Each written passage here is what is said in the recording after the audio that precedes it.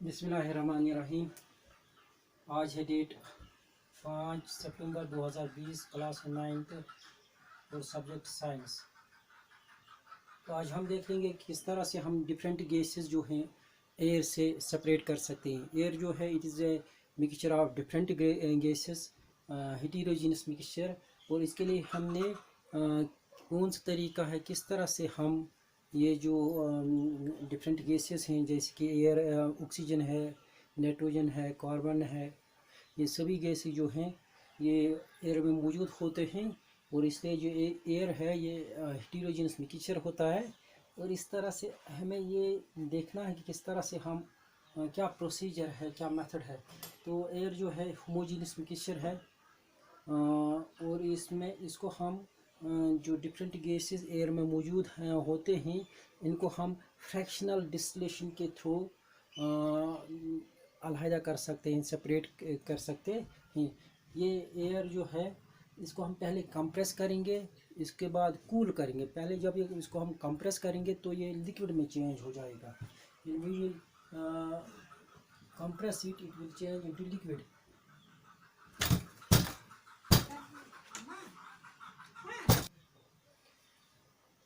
तो ये जब कंप्रेस हो जाता है और कूल भी किया जाता है तो ये लिक्विड में चेंज किया जाता है, हो जाता है।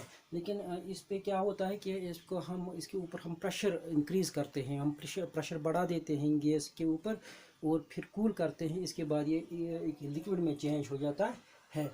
और साथ साथ हम इसका टेम्परेचर भी डिक्रीज़ करते हैं। दो तीन चीज़ें गैस के साथ हमें करनी पड़ती हैं। पहले कि इसको कंप्रेस करना पड़ता है, इसका टेम्परेचर जो है कम करना पड़ता है, कूल करना पड़ता है इसको, और प्रेशर जो है इंक्रीज़ करना पड़ता है, और टेम्परेचर जो है डिक्रीज़ करना पड़ता है, तब जाके ये लिक्विड में चेंज हो जाता है। अब हमारे पास जब लिक्विड एयर मौजूद होगा, अब हम इसको अलो करते हैं फिर से गर्म करने के लिए। फिर से हम इसको गर्म करते हैं और जब ये आहिस्ता आहिस्ता से गर्म हो जाता है, ये एयर जो है जिसमें डिफरेंट गैसेस मौजूद होती हैं, जब ये आहिस्ता आहिस्ता गर्म हो जाता है तो फ्रैक्शनल डिस्टिलेशन के थ्रू हम इसको सेपरेट कर सकते हैं। तो डिफरेंट क्योंकि फ्रैक्शनल डिस्टिलेशन में क्या फ़ायदा है कि उसमें जो बीड्स होती हैं, गिलास बीड्स लगी हुई होती है, तो डिफरेंट हाइट्स पे जब ये गैसेस पहुंच जाती हैं तो ये सेपरेट हो जाती हैं अपने अपने बॉइलिंग पॉइंट्स पे।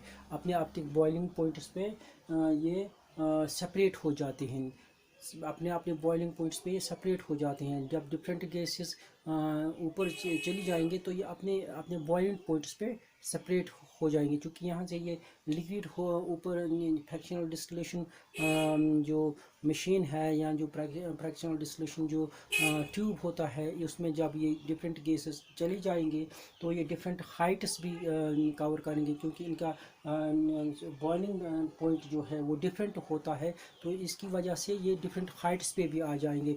और डिफरेंट हाइट्स पे जब ये पहुंच जाएंगे तो हम इनको इजीली फिर सेपरेट कर सकते हैं through the fractional distillation method.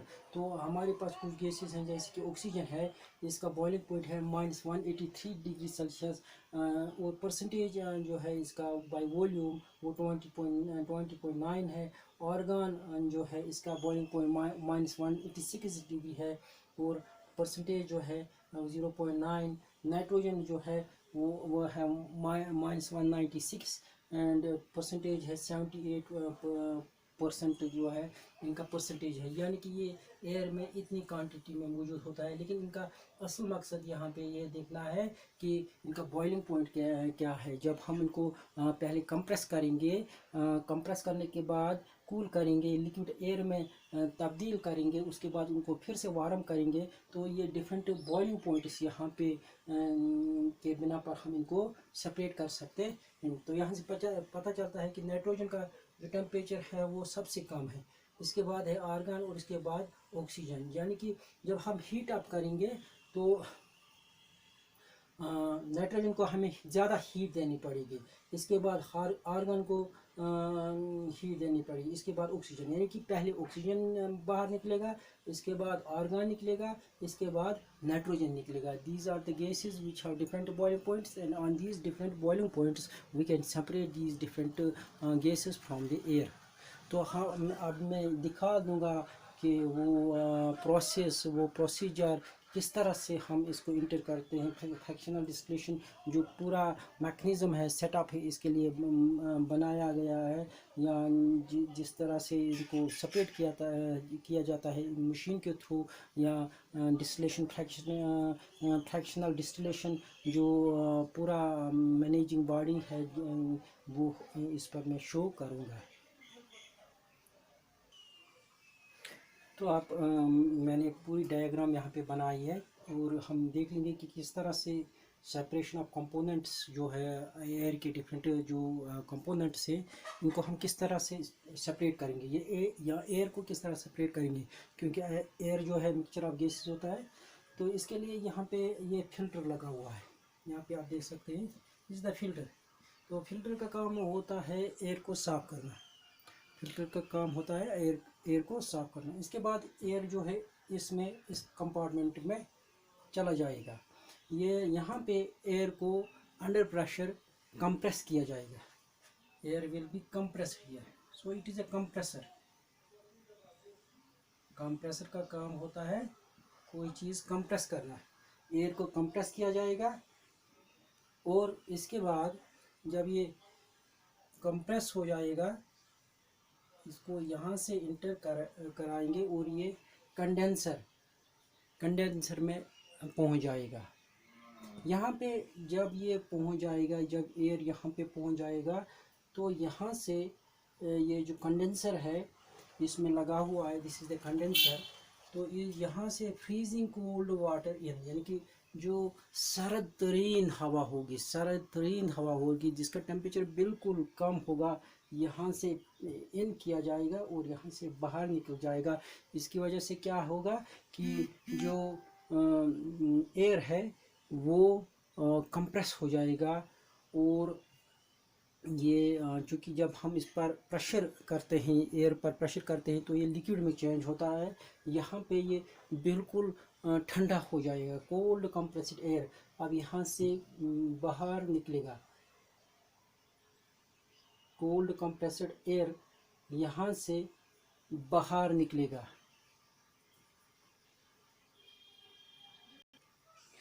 ये कोल्ड कंप्रेस्ड एयर जब हमने इसका टेम्परेचर यहाँ पे कंडेंसर में कम किया, तो जब इसका टेम्परेचर बिल्कुल कम हो जाता है एयर का, तो ये लिक्विड में चेंज होता है।